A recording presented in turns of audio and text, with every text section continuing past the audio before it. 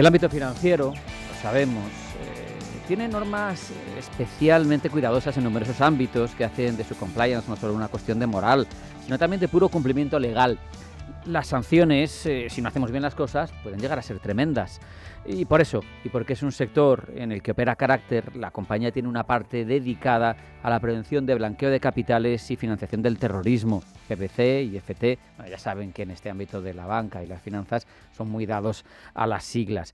Ofrece servicios desde el área de operaciones de prevención de blanqueo de capitales. ¿Con quién hablamos de ello? Nadie mejor que Ignacio Oliva, gerente de operaciones en Carácter. Ignacio, bienvenido, buenas tardes. Buenas tardes, ¿cómo estás?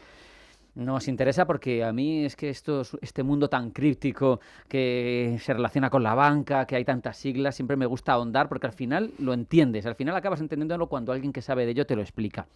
Explícanos, Ignacio, tu rol, tu papel dentro de Carácter y por dónde viene esa experiencia en torno al PBC-FT, prevención de blanqueo de capitales y financiación de terrorismo. Perfecto, pues eso, como has comentado, yo soy gerente de operaciones en Carácter. Y bueno, empecé desde casi mi andadura en el mercado laboral en consultoría con temas financieros, enfoqué mi carrera a la prevención de blanqueo de capitales, luego también he pasado por Malta, por Suiza, también dando este tipo de servicios, pues en Bank of Paletta, en Credit Suisse. Y bueno, y ahora en Carácter lo que estamos haciendo es dar soluciones a nuestros clientes para poder mitigar y prevenir todo lo que es el blanqueo de capitales y así que estén cubiertos de cara a compliance y al regulador. Explícanos sobre ellos. Explícanos primero, a ver, parece obvio, pero oye, quizá tiene su aquel, ¿no? Por un lado, ¿qué es el blanqueo de capitales, ¿no? Primero, para entender lo que es. Pues mira, el blanqueo de capitales es muy sencillo, es todo aquel dinero ilícito que viene de una actividad ilegal, ya puede ser pues narcotráfico, fraude a Hacienda, pues cualquier tipo de este tipo de negocios, intentar meterlo en el mercado laboral, en el mercado económico, de una manera legal. ¿Cómo se hace esto? Pues primero es la colocación de los fondos, es intentar meter los fondos en la economía.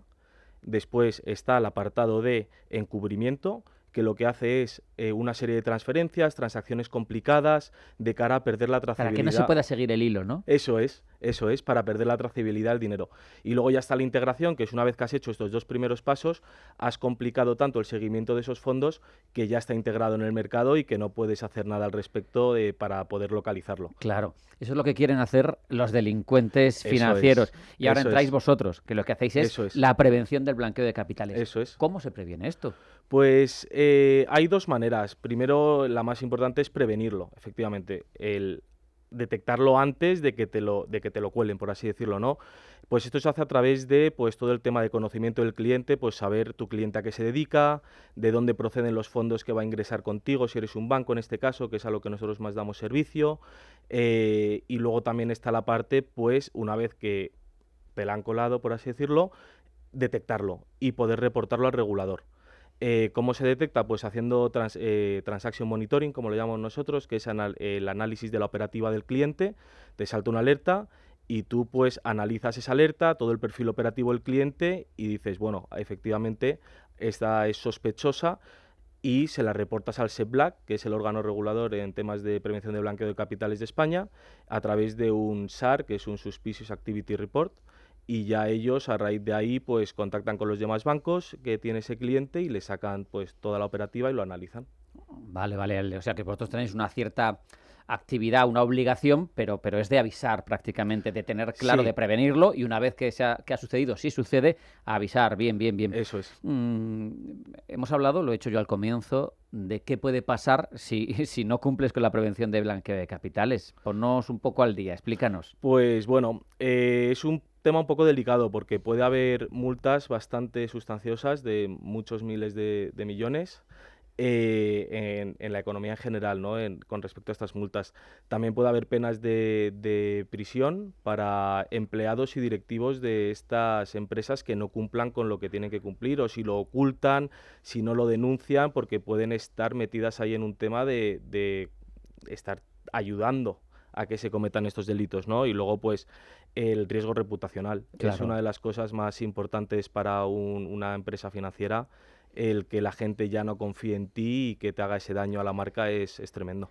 O sea que yo creo que sois bastante apreciados los que os dedicáis a esto, porque más que nada los que mandan en las entidades a las que ayudáis dependen en muchos casos su seguridad de vosotros. O sea que, joder, es una labor muy interesante. Bueno, somos apreciados y no tanto, ¿eh? Al final nosotros es un rol impuesto por un órgano regulador y damos mucho trabajo. Al final esto es más trabajo para lo que es nuestros clientes, para las entidades financieras, los bancos, pues es inversión en recursos, en tiempo, en posible pérdida de clientes, porque si tú estás previniendo el blanqueo y ves que Claro. un cliente Dice, puede... este no. Claro, y entonces ahí estás quitando a lo mejor una operación sustanciosa, ¿no? Jo, pero Entonces, tienen bueno. que ser empáticos, tienen que pensar, gracias a esta gente me ahorro 10 millones de euros de multa. Imagínate. Eso es correcto, Claro, o sí, sí, sea, sí. yo desde luego agradecería vuestra labor. Cuéntanos cómo lucha Carácter contra ese blanqueo de capitales, contra la financiación del terrorismo. Pues mira, nosotros ofrecemos, sobre todo en este área, tres servicios muy distintos,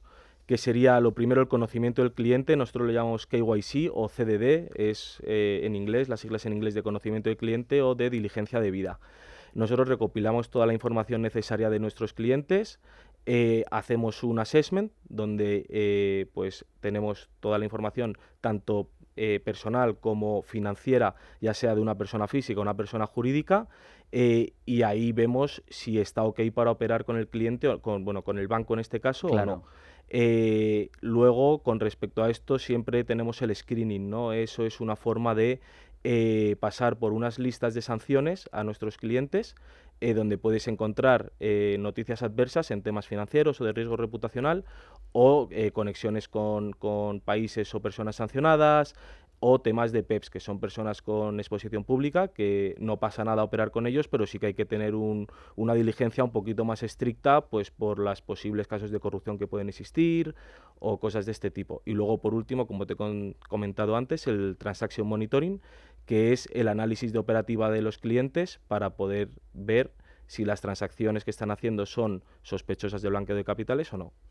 Si es que lo digo, es que es un mundo muy críptico que no sabemos, que no conocemos y fíjate todo lo que nos estás contando y lo interesante que es, porque es un mundo que no te imaginas. Eres cliente de un banco y no te imaginas que alguien está escaneándote para saber si lo que estás haciendo es legal o no. Sois, me parece, una mezcla entre policías y periodistas, fíjate lo que te digo, porque al final investigáis, vais tirando del hilo y hacéis una labor fundamental. Cuéntanos desafíos de empresas, de gobiernos, para implementar esas políticas efectivas que todos buscamos para que la sociedad vaya bien y que no se incurra en ese blanqueo de capitales que no es deseable, ¿no? ¿Cómo se puede superar? Pues eso es complicado, ¿no? Porque al final, además, con las nuevas tecnologías, todo se complica mucho más. Todo el tema de blockchain, de inteligencia artificial y todo esto nos complica mucho la trazabilidad. Esa magraña de transferencias que te he comentado antes para ocultar el destino y el origen de los fondos, pues es bastante complicado seguirles esa trazabilidad con el blockchain y las criptomonedas y demás. Pero bueno, la gente se está preparando para ello. Y está habiendo mucha gente muy especialista en esto para poder detectar ese tipo de operativa. Luego, por supuesto, todo el tema de resistencia interna en los bancos, en las entidades financieras, pues ese miedo al cambio, Ujú. pues a nivel económico también afecta así para operaciones. Falta de coordinación internacional, diría que es una de las más importantes, porque sí Claro, que existe el claro. GAFI, que es un organismo que hace recomendaciones a nivel internacional, pero no todos los países lo siguen a rajatabla, unos países sí que siguen unas medidas, la Unión Europea sigue otras, países subdesarrollados no están tan metidos en este tema y es fácil trabajar para los delincuentes a raíz de ellos y por supuesto la inteligencia y la picardía de los propios delincuentes que cada día te traen una cosa nueva para poder meter ese dinero en la economía global. La verdad es que tenéis un desafío verdaderamente relevante. Para terminar, Ignacio, ¿cómo va a avanzar? Primero explícame qué es el proceso de KIC, porque es que ya te digo que las siglas y luego cómo va a avanzar ese proceso de aquí a 5 años. Pues mira, el KIC básicamente es recopilar toda la documentación del cliente, es Know Your Client, es tener toda la información de tu cliente. Dependiendo del sector o la industria, se solicita una documentación u otra. Ya puede ser una nómina, Ujú. que te expliquen y que te argumenten el origen con documentación, el origen de los fondos que tienen. ¿Y cómo va a cambiar de aquí a 5 o 10 años? Te diría que mucha inteligencia artificial, automatización de procesos y cosas de ese estilo que lo que van a hacer es que sea más sencillo con inteligencia artificial, tener toda esa documentación y que la propia inteligencia artificial la pueda analizar y extraer la información relevante. Pero seguro que detrás de esa inteligencia artificial siempre va a haber un gerente de operaciones como tú manejándola. Por supuesto, siempre hay que supervisar y dar el ok, ¿no? Ignacio Oliva, gerente de operaciones de Carácter, ha sido un placer hablar contigo. Muchas Igualmente, gracias. Un abrazo, gracias. hasta la próxima.